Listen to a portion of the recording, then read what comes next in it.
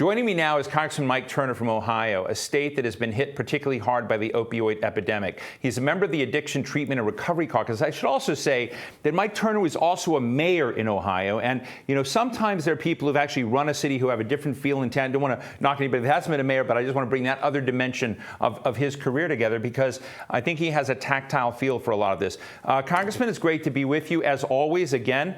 Look, I'd like to know, I'd like our audience to get a feel, as I just described, of your own personal engagement with your constituents on, you know, treatment, on the dealing with those people that are suffering with addiction, and what we need to be aware of to make some progress on this challenge. Well, Steve, you're absolutely right. You know, the statistics are horrific in what we've seen, obviously, in the increase since COVID of, you know, nationally 27% in 2020 over 2019. In Ohio, 22% over in 2020 over 2019.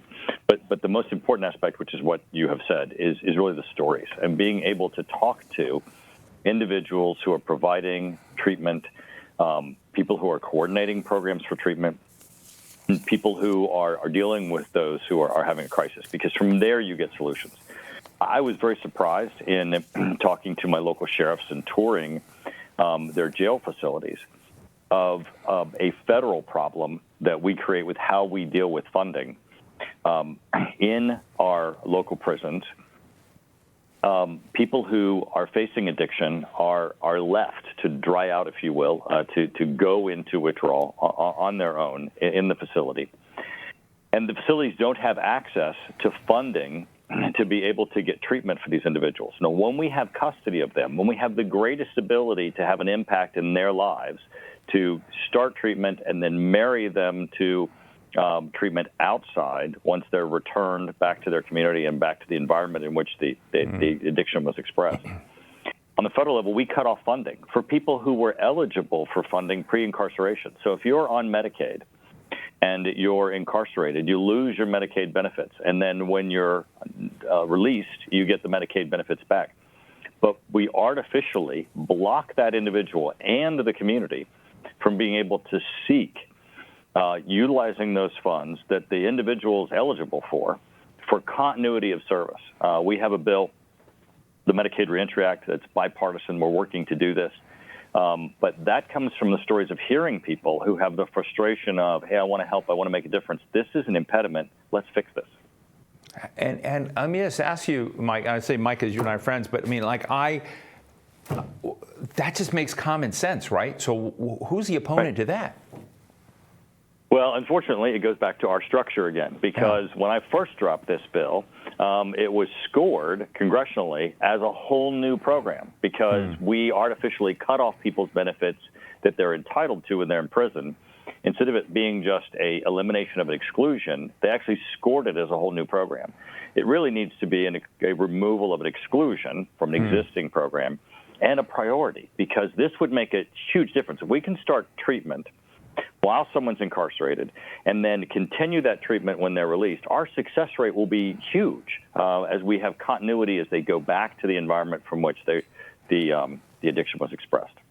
Well, Mike Turner, you're also have introduced the Mainstreaming Addiction Treatment Act, which is another dimension of this. And as I understand that eliminates something called the X waiver and expands access to buprenorphine and other drug use on the treatment side of this. And I'll just ask you the same thing I asked your colleague, which is, what do we do to make pervasive treatment methodology and treatment resources on the scale that others that are suffering from fentanyl and other addiction overdoses have in terms of the supply? I mean, why aren't there the things like this that can respond on the treatment side, more rapidly, more quickly, and more automatically?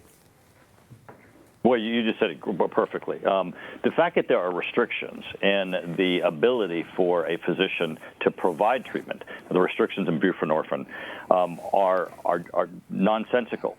Here you have a drug that is known to work that will both lessen the cravings, get people through the period of withdrawal and to maintenance where we can deal with the addiction. those are areas where we should be lowering barriers. Because as you just said, the street drugs that are available, they don't have those barriers. We shouldn't be putting barriers on the other side, which is where we can give treatment. I think this has got legs. As you know, there was the Trump administration had, through executive order, tried to increase the availability of buprenorphine. As a sort of a catch-all, as the Biden administration came in and was rescinding a number of Trump actions, some things that were good got caught up in the things that they were trying to target. But a portion of this needs congressional action anyway, and I'm certainly encouraging everyone to get behind this, because making access to treatment, not just the processes, but so that your own physician can prescribe you something that we know works, can make a difference. Look, I remember, Congressman Turner, during the Trump administration, I interviewed Kellyanne Conway when they unrolled their own initiatives around dealing with opioid addiction and treatment and trying to destigmatize services, et cetera. And there seemed to me to be a moment, very rare in the Trump administration, of bipartisan support for what they were doing. Has that carried on? And is the Biden White House as focused on this as you would like to do? If they're not, what is missing in their strategy?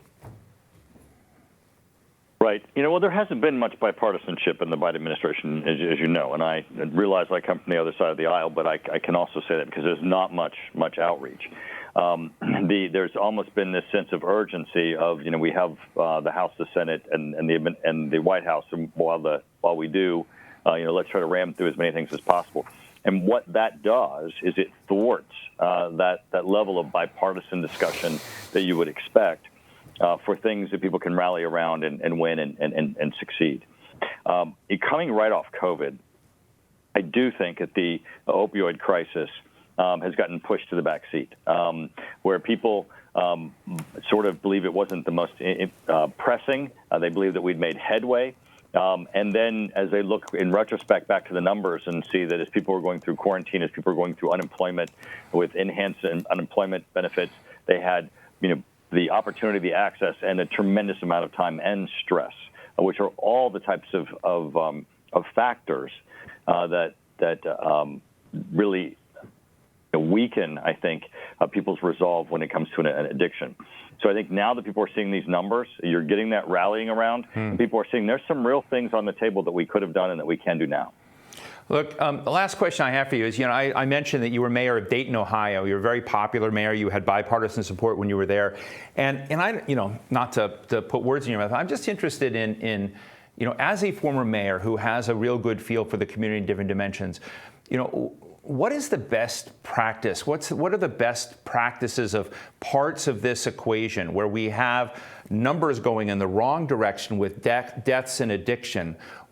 And people are looking to the federal response, but there's got to be other part. What is the healthy ecosystem from a perspective of a mayor who's now in Congress to get the community to come together around this, around addiction, around treatment?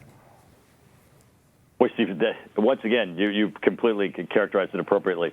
So in my community, as we're facing the opioid crisis, one of the things that we did is we pulled everybody in the room who had any piece of this, whether they be a healthcare provider, whether they be a social services provider, whether they be first responders, whether they be community action groups, and tried to stack them together of how can we find the individuals who are having these problems, and how can we marry them to resources, and how can we ensure we're not double spending and that we're targeting the right ones. It actually resulted in a new treatment facility that we've just opened in the past year. That's a collaborative effort of all of the agencies.